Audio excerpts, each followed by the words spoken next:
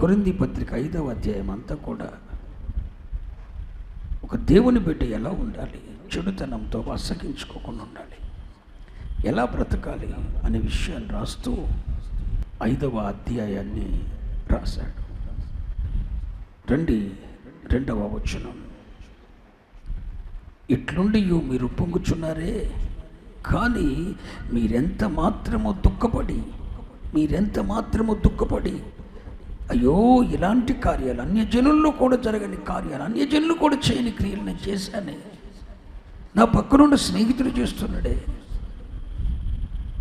నా సన్నిహితుడు చేస్తున్నాడే, నాతో కలిసి భోజనం చేసిన వాడు చేస్తున్నాడే, పరిశుద్ధ బలలో నాతో చేయగలిపేవాడు చేస్తున్నాడే, అయ్యో అని దుఃఖపడి ఇలాంటి కార్యము చేసిన వానిని మీలో నుండి వెలివేసిన వారు కాదు. అంటే పౌలయ్య గారు ఎంతగా తెగిస్తున్నాడంటే, అలాంటి కార్యాన్ని మాత్రమే కాదు అసహించుకోవాల్సింది. చాలా జాగ్రత్తగానండి. చెడుతనమును మాత్రమే కాదు అసహించుకోవాల్సింది, అట్లాంటి కార్యము చేసిన వాడిని మీలో నుండి మాట్లాడేంటండి వెలివేయాలి.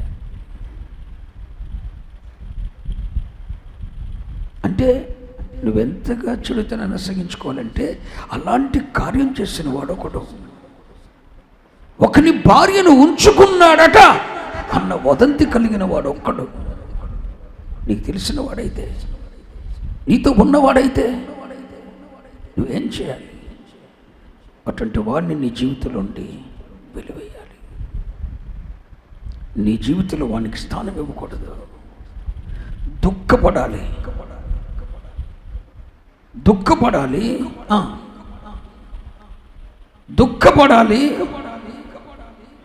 2వ వచనం. అలాంటి కార్యము చేసిన వాడిని మీలో నుండి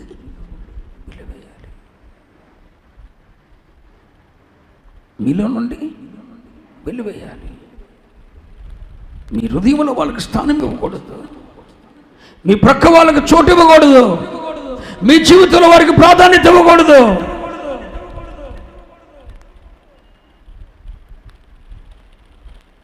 వాళ్ళ నియమావళులు కొన్ని పాటించాలి.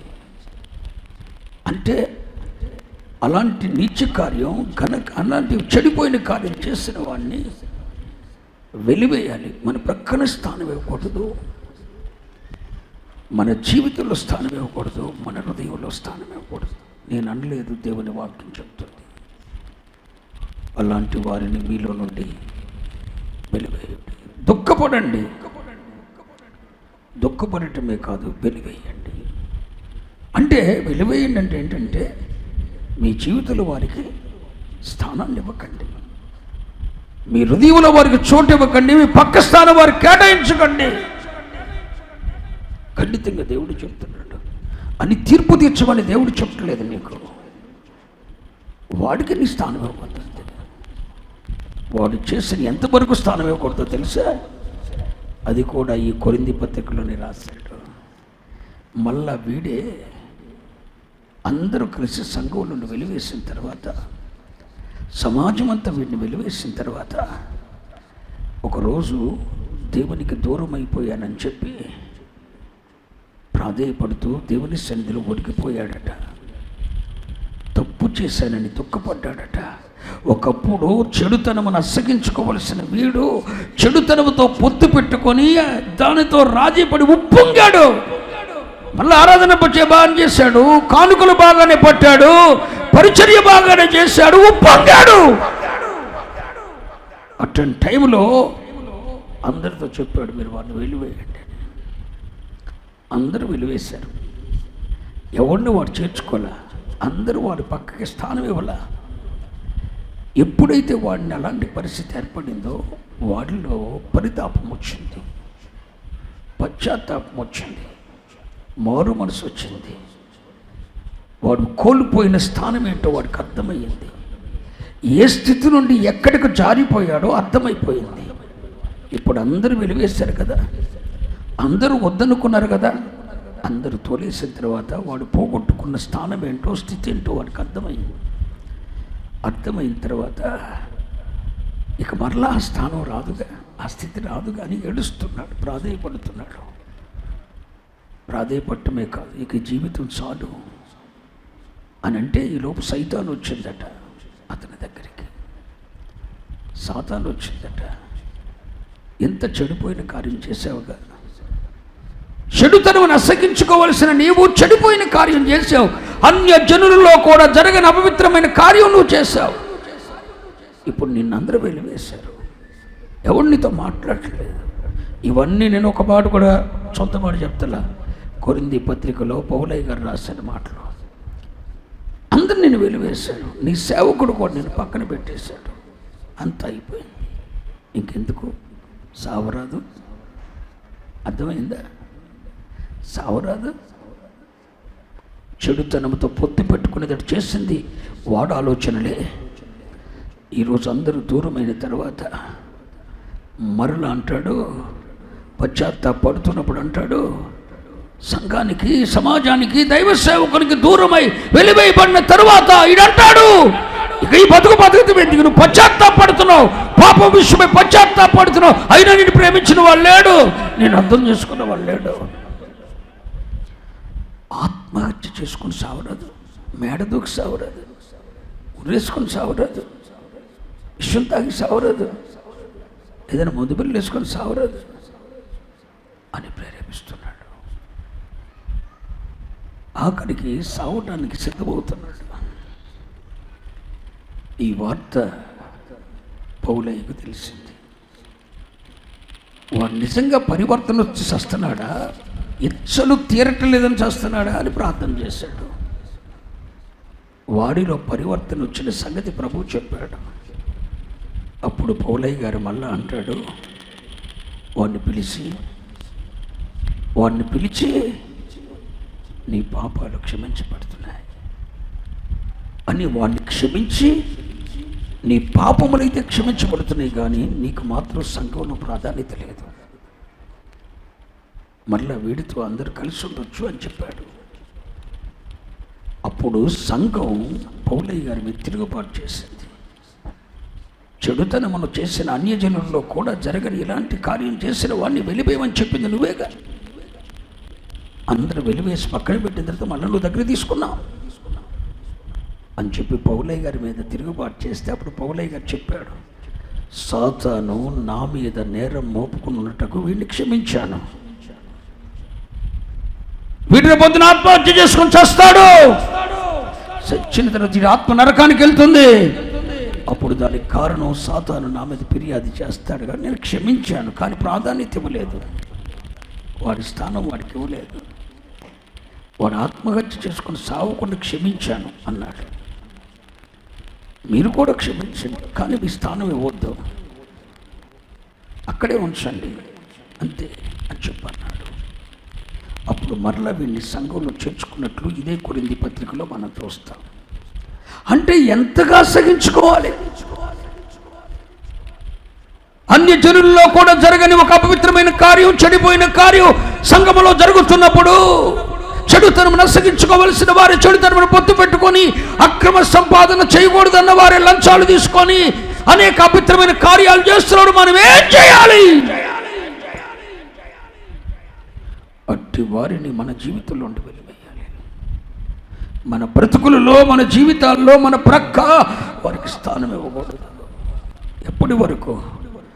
వారు తప్పు తెలుసుకొని పశ్చాత్తాపడి మారు మనసు పొందే వరకు ఇవ్వకూడదు.